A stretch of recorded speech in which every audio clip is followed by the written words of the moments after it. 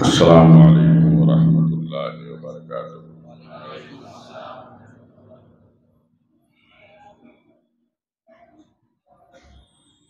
بسم اللہ الرحمن الرحیم۔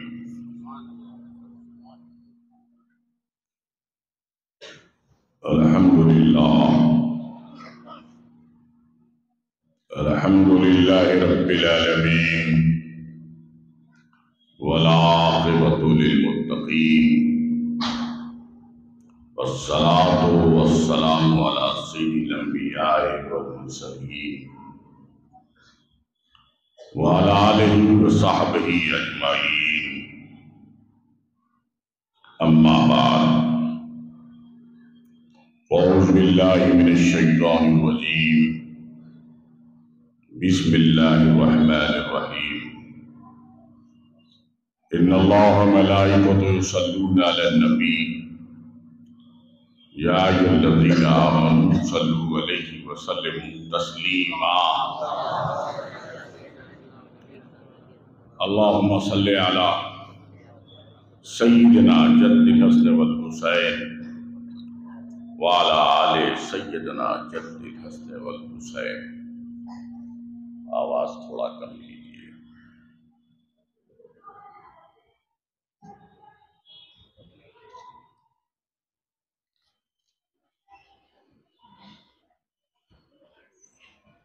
کبھی زندگی پہ نہ کی نظر، کبھی زندگی پہ نہ کی نظر، کٹی عمر ساری گناہ میں، اے خدائے کعبہ پناہ دے، میں کھڑا ہوں تیری پناہ میں۔ یہ جو چند قطرے میرے اشک کے ابھی تیرتے ہیں نگاہ میں، یہ ندامتوں کے چراغ ہیں جنہیں لایا ہوں میں گواہ میں۔ میرے بے ثبات وجود پر بھلا آنکھ کون اٹھائے گا؟ میں کسی نگاہ میں کیا رہوں، نہ رہا جب اپنی نگاہ میں۔ میرا جرم لاکھ بڑا سہی، تیرے فضل سے تو بڑا نہیں۔ میرا جرم لاکھ بڑا سہی، تیرے فضل سے تو بڑا نہیں۔ میرے جیسے لاکھوں خیمہ زن تیری رحمتوں کی پناہ میں۔ بفراق احمد مجتبیٰ، بثنائے احمد مصطفیٰ، بفراق احمد مجتبیٰ، بثنائے احمد مصطفیٰ، اسی درد میں کٹے زندگی، مجھے موت دے اسی چاہ میں۔ میں بلند دستے دعا کروں، تو عطا کے گیسو بکھیر دے۔ میں بلند دستے دعا کروں، تو عطا کے گیسو بکھیر دے۔ اے ہجوم رحمت کبریا، وہ اثر تو دے میری آہ میں۔ کبھی زندگی پہ نہ کی نظر، کٹی عمر ساری گناہ میں، اے خدائے کعبہ پناہ دے، میں کھڑا ہوں تیری پناہ میں۔ کی محمد سے وفا تو نے تو ہم تیرے ہیں، یہ جہاں چیز کیا لوح و قلم تیرے ہیں۔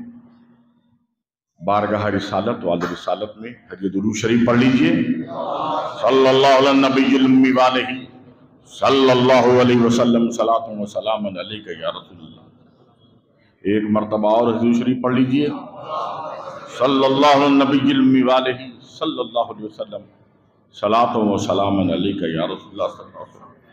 ایک مرتبہ مکمل بیداری کو ثبوت دیتے ہوئے نبی والے نبی پر، رسول والے رسول پر بآواز بلند پڑھ لیجئے۔ اللہم صلی علی سیدنا جد الحسن والحسین، وعلی آل سیدنا جد الحسن والحسین۔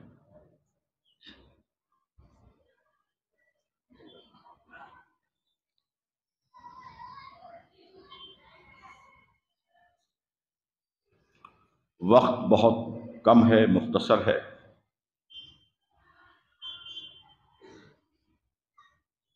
اسی لیے میں نے کسی آیت مبارکہ کو عنوان سخن نہیں قرار دیا، اور آج انشاءاللہ تبارک و تعالی شہر ہبلی میں ایک علاقہ ہے، محلہ ہے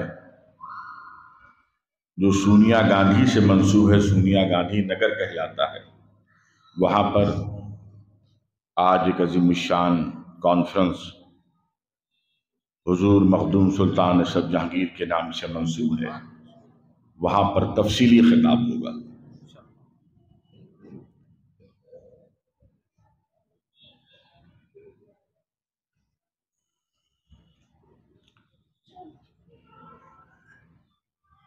حدیث پاک ہے،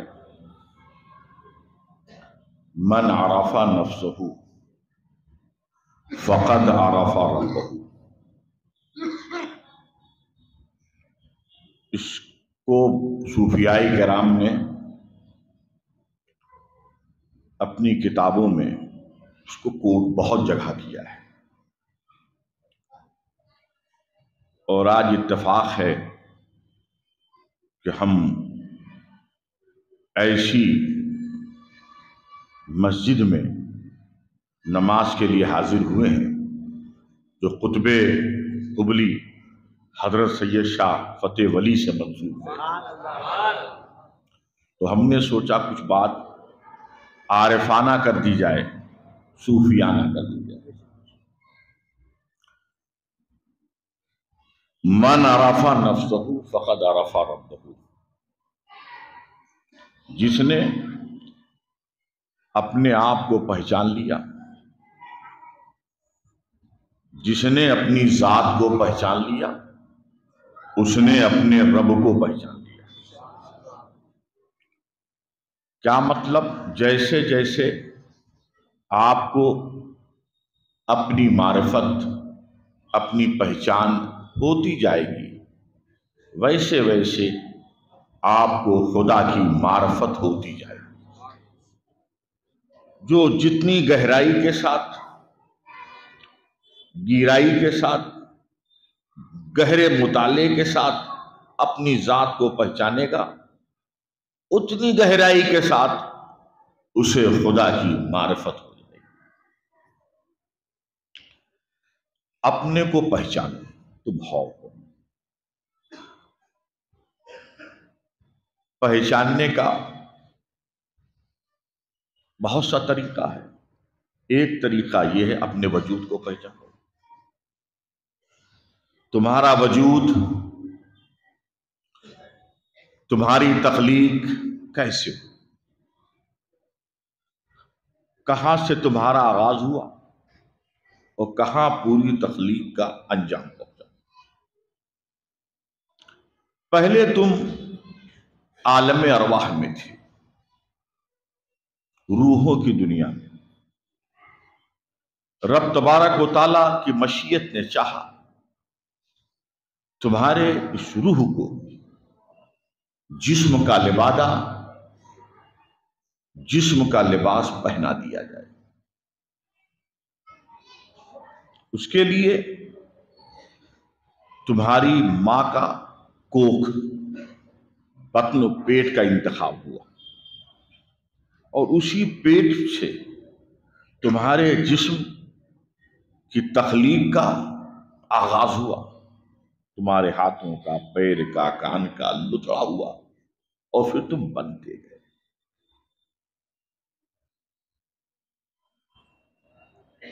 ایک مثال اور سمجھاؤں، خدا کے بنانے کا طریقہ اور تمہارے بننے کا طریقہ کیا الگ الگ۔ انسان کوئی چیز بناتا ہے اور خدا نے بنایا، دونوں کا فرق میں بتاتا ہوں۔ جیسے کہ یہ مسجد ہے، میں آؤں گا اسی موضوع پہ جس کو میں نے چھوڑا۔ مسجد بنی، کیسے بنی؟ تو مسجد کے متولی اور ٹرسٹی بنائیں گے کہ ہم نے پہلے زمین کو ایکوائر کیا، آرکیٹیکٹ کے پاس گئے، انجینئر کے پاس گئے، نقشہ بنا۔ نقشہ بننے کے بعد ہم نے مستری، مزدور اور کڑیے کو لے کر آئے۔ پھر اس مسجد کے لیے ہم نے سیمنٹ کو جمع کیا، لوہے کو جمع کیا، لکڑی کو جمع کیا، مٹی کو جمع کیا، پانی کو جمع کیا۔ ان تمام اجناس و اشیاء کو جمع کرنے کے بعد مسجد بن گئی۔ اس مسجد میں سیمنٹ بھی ہے، اس مسجد کی تعمیر میں سلیہ بھی ہے، لوہا بھی ہے، شیشہ بھی ہے، لکڑی بھی ہے، پانی بھی ہے۔ یہ لکڑی کہاں سے آپ کو ملی؟ کہا درخت کٹا، درخت کے پاس سے ہم لکڑی لے کر آئے۔ پانی کہا ہم کنویں سے لے کر آئے، زمین سے لے کر آئے۔ مٹی کہاں سے آئی؟ کہا زمین سے۔ لوہا کہاں سے آیا؟ کہا وہ بھی زمین سے لے کر آئے۔ شیشہ بھی کہیں سے لے کر آئے۔ یعنی آپ سینکڑوں اشیاء کو جمع کیا تب جا کے مسجد بنی۔ مسجد بننے کے بعد اب اس کے رنگ و روغن کی باری آئی تو آپ دکان سے کلر لے کر آئے۔ کہیں آپ نے سفید لگایا تو رنگ سفید ہو گیا، کہیں آپ نے پیلا لگایا تو رنگ پیلا نظر آ رہا ہے، کسی جگہ آپ نے گرین کلر لگایا تو رنگ ہرا نظر آ رہا ہے۔ ان تمام چیزوں سے مسجد بنی۔ سینکڑوں جگہ سے آپ چیزوں کو لے کر آئے تو مسجد کا کنسٹرکشن آپ نے کیا، نرمان کیا۔ اور یہ مسجد نہ بولتی ہے، نہ گفتگو کرتی ہے، نہ بات چیت کرتی ہے، نہ پانی پیتی ہے، نہ کھانا کھاتی ہے، نہ چلتی ہے، نہ پھرتی۔ ایک جامد، ایک ساکت عمارت سینکڑوں اشیاء سے بنی، اور ہر چیز کا مقام و جگہ الگ الگ۔ اب ذرا اپنے کو پہچانو، تم بھی بنے ہو، تمہارا بھی ایک وجود ہے۔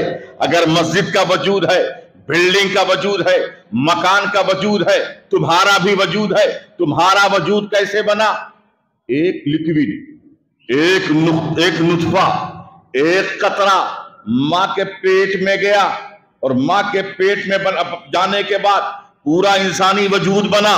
اس وجود میں آنکھ بھی ہے، اس وجود میں زبان بھی ہے، اس وجود میں آنکھ بھی ہے، اس وجود میں دماغ بھی ہے، اس وجود میں ہاتھ بھی ہے، اس وجود میں پیر بھی ہے، اس وجود میں دل بھی ہے، اس وجود میں پھیپھڑا بھی ہے، اس وجود میں لنز بھی ہے، اس وجود میں لیور بھی ہے، اس وجود میں کڈنی بھی ہے، اس وجود میں نس بھی ہے، اس وجود میں ہڈی بھی ہے، اس وجود میں خون۔ کیسے بنا؟ کیا آنت کے لیے الگ میٹیریل تھا؟ کیا لیور کے لیے الگ میٹیریل تھا؟ کیا دماغ کے لیے ایک الگ میٹیریل تھا؟ کیا ہڈی جو سخت ہے اس کے لیے کوئی الگ جگہ؟ نہیں، ایک قطرہ، اسی قطرے سے ہڈی بن رہی ہے، اسی قطرے سے آنکھ بن رہی ہے، اسی قطرے سے دماغ بن رہا ہے، اسی قطرے سے پیر بن رہا ہے، اسی قطرے سے نسیں بن رہی ہے۔ آپ جب کوئی چیز بناتے ہیں، 10 جگہ سے چیزیں لاتے ہیں تو ایک خاموش عمارت بنتی ہے، اور رب نے ایک قطرے سے پورے وجود کو بنایا، بولتی ہوئی نظر آ رہی ہے۔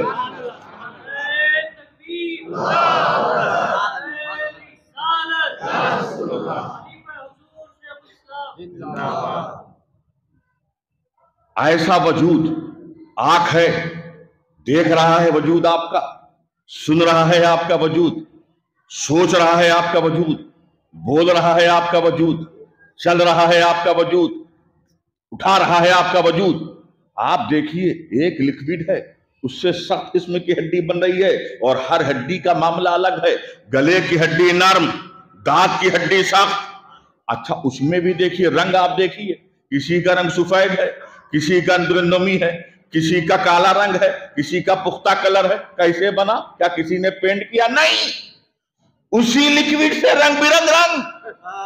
اور اس کے بعد آپ دیکھیے، داڑھی کا معاملہ یہ ہے، جوان ہے تو داڑھی کالی ہے، کیا کسی نے کالے رنگ سے رنگا؟ نہیں، اسی لکوڈ کا اثر، اور سفید بھی ہو رہی ہے اسی لکوڈ کے اثر سے۔ من عرف نفسہ فقد عرف ربہ، جس نے اپنی ذات کو پہچان لیا اس نے خدا کی معرفت حاصل کر لی۔ اپنے وجود کو دیکھو، اپنے اعضاء کو دیکھو، اپنی آنکھوں کو دیکھو، اپنے دماغ کو دیکھو، اپنے کانوں کو دیکھو، اپنے دل کو دیکھو، اپنے قلب کو دیکھو، اپنے جسم ایک ایک حصے کو دیکھو، اور اپنے رب کی معرفت حاصل کرتے جاؤ، رب کو پہچانتے جاؤ۔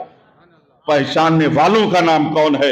یہ حضرت فتح شاہ ولی ہے۔ پہچاننے والے کون ہے خدا کو؟ مخدوم اشرف جہانگیر ہیں، غوث اعظم ہیں، محبوب الہی ہیں، بندہ نواز کے سودھراد ہیں، ہاشم پیرا ہیں۔ اور یہ معرفت کی توفیق کب ہوتی ہے؟ ہر آدمی کو خدا کو پہچاننے کی توفیق نہیں ہوتی ہے، انہی بندوں کو ہوتی ہے جن کی زبان، جن کی دل کی کثافت دور ہو جاتی ہے، جن کا دل کثافت سے پاک، گندگیوں سے پاک، غلاظتوں سے پاک، سیاہی سے پاک ہو جاتا ہے، وہ بندے اللہ کے محبوب ہو جاتے ہیں۔ اور دل کی کثافت کیسے دور ہوتی ہے، زبان کی کثافت کیسے دور ہوتی ہے؟ وہ ذکر الہی سے ہوتی ہے، اللہ کے ذکر سے ہوتی ہے۔ یہ بندے جو ہیں، یہ اللہ کے جو محبوب بندے ہیں جنہیں آپ اولیاء کرام کہتے ہیں، یہ ذکر الہی سے اپنی دل کی کثافت دور کرتے ہیں، اور کثافت دور کرنے کے بعد جب لطافت دور آ جاتی ہے تو پھر معاملہ کیا ہوتا ہے؟ نگاہ مرد مومن سے بدل جاتی ہیں تقدیریں۔ دیکھو، ایک ہے نفس اور ایک ہے روح، ایک ہے جسم۔ نفسانیت کا تعلق نفس سے ہے اور روحانیت کا تعلق روح سے ہے، اور اس روح میں روحانیت کیسے پیدا ہوگی؟ اس روح میں روحانیت کیسے پیدا ہوگی؟ جب روح میں لطافت پیدا ہوگی۔ لطافت کیسے پیدا ہوتی ہے؟ جب آپ ذکر الہی کرتے ہیں، اللہ کو یاد کرتے ہیں، تو دل کی کثافت دور ہوتی ہے، روح میں روحانیت پیدا ہو جاتی ہے۔ اور جب روحانیت پیدا ہوتی ہے تو معاملہ کیا ہوتا ہے؟ دیکھو، میں بول رہا ہوں، کس سے بول رہا ہوں؟ بظاہر لگتا ہے زبان سے بول رہا ہوں، جسم سے بول رہا ہوں۔ دیکھ رہا ہوں، لگتا ہے میں آنکھ سے دیکھ رہا ہوں، یہ جسم کا حصہ ہے، گویا میں جسم سے دیکھ رہا ہوں۔ آپ سن رہے ہیں، لگتا ہے کہ آپ کان سے سن رہے ہیں، کان بھی جسم کا حصہ ہے۔ لیکن اگر ہمارے جسم سے روح نکل جائے، نہ میں دیکھ پاؤں گا، نہ بول پاؤں گا، نہ آپ سن پائیں گے۔ اگر آپ کی روح نکل جائے تو معلوم یہ ہوا، یہ آنکھ نہیں دیکھ رہی ہے، اس کے پیچھے روح دیکھ رہی ہے۔ زبان نہیں بول رہی ہے، اس کے پیچھے روح بول رہی ہے۔ کان نہیں سن رہا ہے، اس کے پیچھے روح محرک ہے، روح سن رہی ہے۔ دماغ نہیں سوچ رہا ہے، اس کے پیچھے روح سوچ رہی ہے، روح کی کرشمہ سازی ہے۔ بات سمجھ میں آ گئی؟ روح کے دیکھنے کا ایک دائرہ ہے، سننے کا بھی ایک دائرہ ہے، سوچنے کا بھی ایک دائرہ ہے، بولنے کا بھی ایک دائرہ۔ میں بول رہا ہوں، اس کی آواز اس کمپاؤنڈ تک محدود ہوگی، لیکن اگر آپ سوچیں گے کہ مدنی گلی تک یہ آواز جائے، یا آثار محلے تک جائے، یا گنیش پیٹ تک جائے، یا وشال نگر تک جائے، تو یہ آواز نہیں جائے گی، کیونکہ یہ روح کا دائرہ ہے۔ میں دیکھوں گا، پیڑ تک میری آنکھیں جائیں گی، جہاں درخت لگا ہو اس سے زیادہ میری آنکھیں نہیں جائیں گی۔ اور میں آپ لوگوں کی بات سن سکتا ہوں، لیکن کوئی بیلگام میں بولے گا میں نہیں سن سکتا ہوں۔ سوچنے کا معاملہ یہ ہے، میں فرش کی باتیں سوچ سکتا ہوں، لیکن عرش مولا میں کیا ہو رہا ہے وہاں تک میری رسائی نہیں۔ بات سمجھ میں آ گئی؟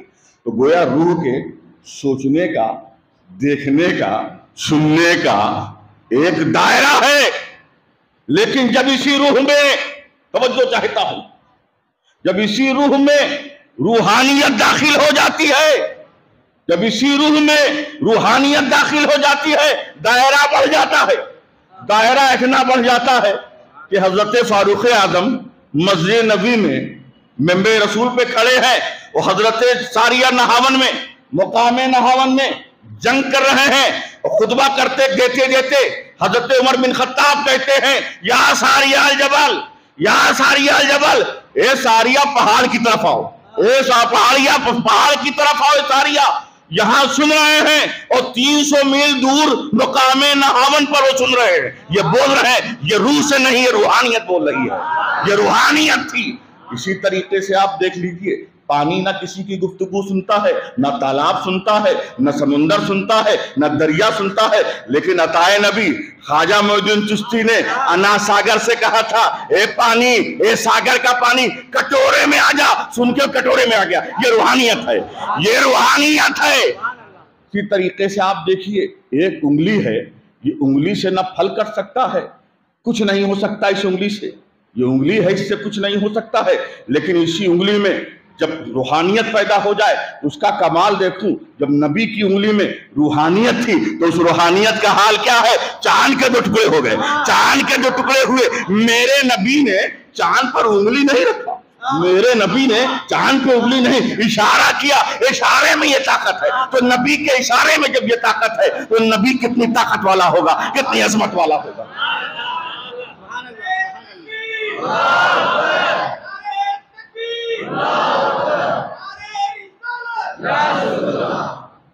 نبی کی روحانیت جب متوجہ ہوئی کنکر کی طرف تو ابو جہل کی مٹھی میں کنکر ہے، کلمہ پڑھنے لگا۔ نبی کی روحانیت دیکھنا ہے تو درخت چلنے لگے، درخت چلنے لگے۔ تو میرے دوستوں اور بزرگوں، اولیاء کرام میں جو روحانیت ہوتی ہے اور اس روحانیت کے ذریعے جو کام کراتے ہیں، جو آپ کے عقل و شعور میں نہیں آتا ہے، اسے ہم کرامات کہتے ہیں، اور انبیاء کے ذریعے اس طرح کے جو واقعات صدور ہوتے ہیں اسے ہم معجزہ کہتے ہیں۔ من عرف نفسہ فقد عرف ربہ، جس نے اپنی ذات کو پہچان لیا، جس نے اپنے آپ کی معرفت حاصل کر لی، اس نے خدا کو پہچان لیا۔ یہ معرفت والے لوگ، معرفت والے کیا ہیں؟ آج انہی معرفت والوں کی ہاں بھیڑ لگی رہتی ہے۔ نہ انہوں نے تاج محل بنایا، نہ لال قلعہ بنایا، نہ فتح پور کی سیکری بنائی، کچھ نہیں بنایا۔ بنایا اکبر میں، شاہجہاں نے،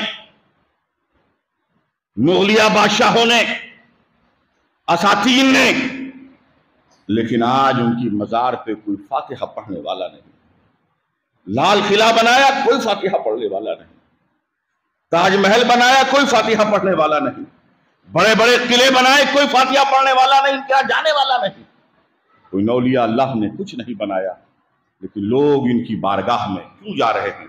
کیونکہ روحانیت والے ہیں، یہ روحانیت والے ہیں، اور خدا کا وعدہ ہے فَاسْكُرُونِي أَذْكُرْكُمْ وَاشْكُرُوا لِي فَلَا تَكْفُرُونَ۔ تم میرا ذکر کرو، میں تمہارا ذکر کروں گا، تم مجھے یاد کرو، میں تمہیں یاد کروں گا، تم میری عظمتوں کی معرفت حاصل کرو، میں تمہاری پہچان کروں۔ تو انہوں نے خدا کو یاد کیا، آج ہم سب انہیں یاد کر رہے ہیں۔ آپ دیکھیے دنیا میں ایسے بھی لوگ ہیں، مزار سے اگر محبت ہوتی، قبروں سے، لوگ کہتے ہیں نا سنیوں کو قبروں سے بڑی محبت ہے، تو سارے سنی قبرستان میں نظر آتے ہیں۔ اس لیے یہاں تو 1 قبر ہے، 2 قبر ہے، 10 قبر ہے بزرگوں کی، اور قبرستان میں ہزاروں قبر، تو سب قبر کے پاس چلے جاتے ہیں۔ بھائی یہاں تو 2-4 قبر ہے، وہاں تو ہزاروں قبر ہے، لیکن کوئی نہیں جاتا۔ وہ تو شب قدر، شب معراج اور شب برات کے موقع پہ ایک عادت سی ہوئی ہے جانے کی، یاد آ جاتی ہے باپ دادا کی، لیکن روز نہیں جاتے ہیں لوگ۔ میں نے پوچھا ایک شخص سے، پراپرٹی کس کی ہے؟ یہ تیرے پاس گاڑی ہے، گھوڑا ہے، کھیت ہے، باڑی ہے، جائیداد ہے؟ کہا یہ میرے دادا کی، یہ میرے والد کی۔ باپ دادا نے پراپرٹی دی، جائیداد دی، دولت دی، ثروت دی، سرمایہ دیا، لیکن جب وہ شہر خاموشہ میں آ کے بس گئے، قبرستان چلے گئے، تو بیٹا جانے کو تیار نہیں، پوتا جانے کو تیار نہیں، نواسا جانے کو تیار نہیں۔ وہی نواسا، وہی پوتا، وہی بیٹا۔ میں دیکھتا ہوں اولیاء کرام کی مزارات کے پاس ہاتھ باندھے کھڑا ہے، سورہ یاسین پڑھ رہا ہے، سورہ مزمل پڑھ رہا ہے، سورہ فتح پڑھ رہا ہے، سورہ اخلاص پڑھ رہا ہے، آیت الکرسی پڑھ رہا ہے۔ کیا تجھے جائیداد پراپرٹی شاہ فتح شاہ ولی نے دی تھی؟ کیا مخدوم سمنا نے دی تھی؟ کیا غوث اعظم کی وراثت میں تجھے حصہ ملا تھا؟ نہیں، حصہ ملا دادا کی وراثت میں۔ پراپرٹی ملی باپ کی وراثت میں، اور فاتحہ پڑھ رہا اولیاء کرام کی بارگاہ میں، وجہ کیا؟ کیونکہ تیرے باپ دادا خدا کو بھول گئے تھے، پراپرٹی لینے کے باوجود تو بھی بھول گیا، انہوں نے خدا کو فراموش کر دیا، تم ان کے ذکر کو بھول رہے ہو، فراموش کر رہے ہو، اور یہ اللہ والے خدا کو یاد کر رہے ہیں، ساری مخلوق انہیں یاد کر رہی ہے، ہندو بھی یاد کرتا ہے، مسلمان بھی ذکر کرتا ہے، سکھ بھی۔ تو اے لوگو، اگر تم چاہتے ہو دنیا سے جانے کے بعد تمہارا ذکر کلمات خیر سے ہو تو تم اللہ کا ذکر کرو، اللہ کا ذکر کرو، فَاسْكُرُونِي أَذْكُرُكُمْ وَاشْكُرُوا لِي فَلَا تَكْفُرُونَ، تم میرا ذکر کرو، میں تمہارا ذکر کروں گا، تم میری عظمتوں کی معرفت حاصل کرو، میں تمہاری پہچان کراؤں گا۔ ذکر الہی میں سکون ہے، ایک ہے گناہ اور ایک ہے ثواب، جسے آپ نیکی کہتے ہیں۔ تو اللہ تعالیٰ نے قلب کا اطمینان، دل کا اطمینان ذکر الہی میں رکھا ہے۔ اس میں رکھا ہے ذکر الہی میں، اور بے چینی گناہ میں، معصیت میں۔ جو جتنا بڑا گنہگار ہوگا، جو جتنا بڑا معصیت کا مرتکب ہوگا، اتنا ہی بڑا بے چین ہوگا، اور جو جتنا بڑا نیکوکار ہوگا اتنا ہی اس کو قلب میں سکون ہوگا، کیونکہ قرآن میں الا بذکر اللہ تطمئن القلوب، ذکر الہی سے اپنے قلوب کو مطمئن کر لو۔ اب مان لو تم گنہگار ہو، بے چین ہو، تو جتنا تم جس قدر اللہ کا ذکر کرتے جاؤ گے اتنے ہی تمہاری گناہیں جھرتی جائیں گی، ختم ہوتی جائے گی، کثافت دور ہوتی جائے گی، کم ہوتی جائے گی، اور اتنا ہی تمہیں سکون ملے گا۔ اور ایسے یہ اللہ والے ایسے ہیں، ایسے ذاکر ہیں کہ ان کا نام لے لو سکون مل جاتا ہے۔ اللہم صلی علی سیدنا جد الحسن والحسین وعلی آل حسین۔ اللہ نے جس جگہ سکون رکھا ہے، اگر دولت میں سکون رکھا ہوتا تو تم دولت مند ہوتے، سکون والے ہو جاتے، غربت میں سکون رہتا تم غریب ہوتے، سکون والے ہو جاتے، سرمایہ داری میں سکون رہتا سرمایہ دار ہوتے، سکون والے ہو جاتے ہو۔ میرے دوستوں اور بزرگوں، سکون نہ سرمایہ داری میں ہے، نہ دولت میں ہے، نہ غربت میں ہے، نہ مسکینی میں ہے، سکون اللہ کی یاد میں ہے۔ اور سکون بہترین طریقہ نماز ہے۔ نماز آپ کو سکون بھی دے گی، نماز آپ کو برائیوں اور بیائیوں سے روکے گی۔ یہ مسجد ہے، میرے نبی کو اتنی پسند تھی مسجد، اتنی پسند کہ حضور صلی اللہ علیہ وسلم کا جو مسکن تھا قیام گاہ، وہی مسجد میں حجرہ عائشہ، قیام گاہ مسجد، اور آخری قیام گاہ بھی مسجد۔ اب سوچو، اسی لیے آپ دیکھیے گا جتنے بڑے بڑے اولیاء کرام ہیں ان کی درگاہ مزار کے پاس ضرور مسجد ہوگی۔ دیکھ لو حضرت فتح شاہ ولی، پڑوس میں مسجد، مخدوم اشرف جہانگیر سمنانی کی مزار، پڑوس میں اولیاء مسجد، خواجہ صاحب کی مزار، اکبری مسجد، شاہ جہانی مسجد، غوث پاک کا آستانہ، پڑوس میں مسجد۔ مسجد اتنی اہم ہے، اور میں امام لوگوں کو بڑی عزت کی نگاہ سے دیکھتا ہوں۔ ہم سب کہاں رہتے ہیں؟ اپنے گھر میں۔ سوتے کہاں ہیں؟ اپنے گھر میں۔ اور ہمارے امام صاحب کہاں رہتے ہیں؟ مسجد کے حجرے میں۔ تو مسجد کے حجرے میں رہنا سنت مصطفیٰ ہے۔ اللہم صلی علی سیدنا جد الحسن والحسین وعلی آل حسین۔ اپنے آپ کو پہچانو اور اپنے رب کی معرفت حاصل کرو۔ ومن البلاغ۔ السلام ورحمۃ اللہ وبرکاتہ۔